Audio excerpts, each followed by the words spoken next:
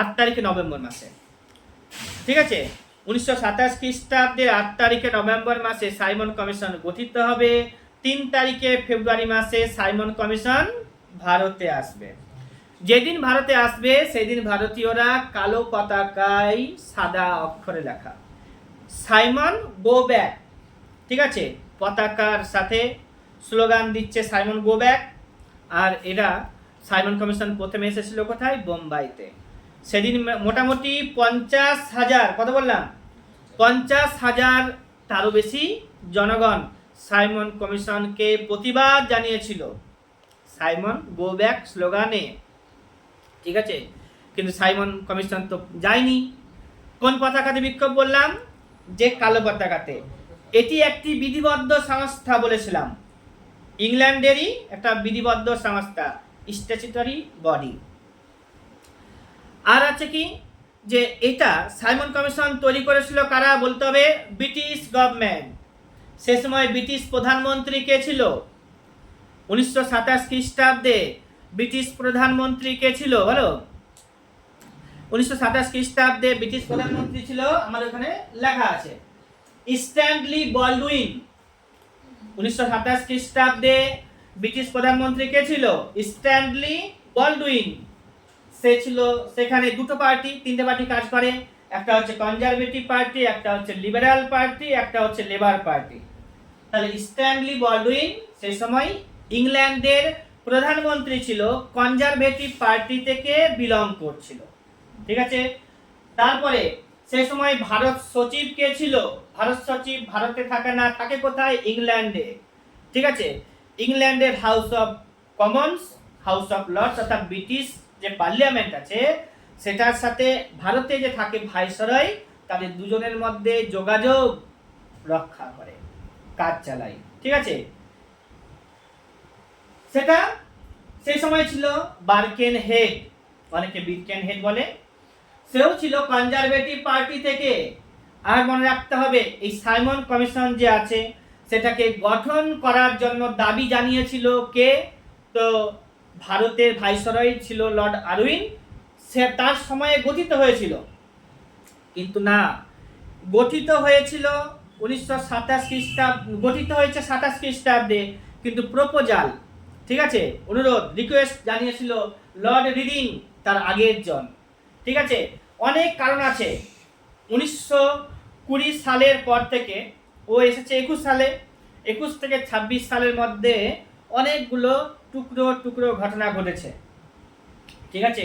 Kakori কনস্পিরাসি case বলো, তার বলশেভিকদের অর্থাৎ কমিউনিস্ট পার্টিদেরও আন্দোলন হয়েছে, একটা বলশেভিক কমিটি তৈরি হয়েছিল 1924 খ্রিস্টাব্দের দিকে, ওইটা আমি আন্দোলনের সময় পড়াবো। কাকরি কনস্পিরাসি কেসে কারের ফাঁসি হয়েছিল 1925 খ্রিস্টাব্দে তৈরি হয়েছিল। এরকম অনেক টুকরো টুকরো ঘটনা ঘটেছে, জালিয়ানা চৌরি চৌরার ইনসিডেন্ট হয়েছে। এগুলো মানে দেখে তার একটু প্রবলেম হয়েছিল, প্রবলেম ফিল করেছিল যে কেন এই ঘটনাগুলোকে ঘটছে, সেগুলোর একটা তদন্ত করা উচিত। কি করলে? 1919 খ্রিস্টাব্দে একটা আইন পাস হয়েছে, মন্টেগু চেমসফোর্ড শাসন সংস্কার।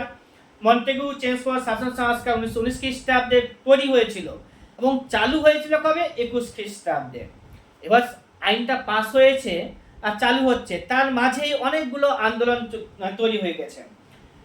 স্যার সিডনি রাওলাটের নেতৃত্বে কমিশন গঠিত হয়েছিল, রাওলাট কমিশন। সেই রাওলাট কমিশনের দ্বারা 1919 খ্রিস্টাব্দে রাওলাট আইন পাস হয়ে গেল।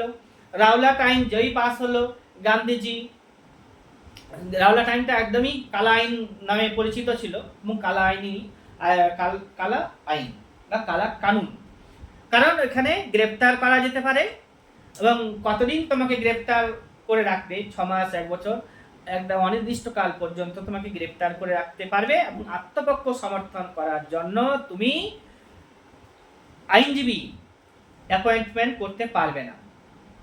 এটা একটা কালা আইন, যার কারণে রাওলাট সত্যাগ্রহ চালু হয়েছে। তারপরে 1918 খ্রিস্টাব্দে কি হয়েছিল তোমার? প্রথম বিশ্বযুদ্ধ।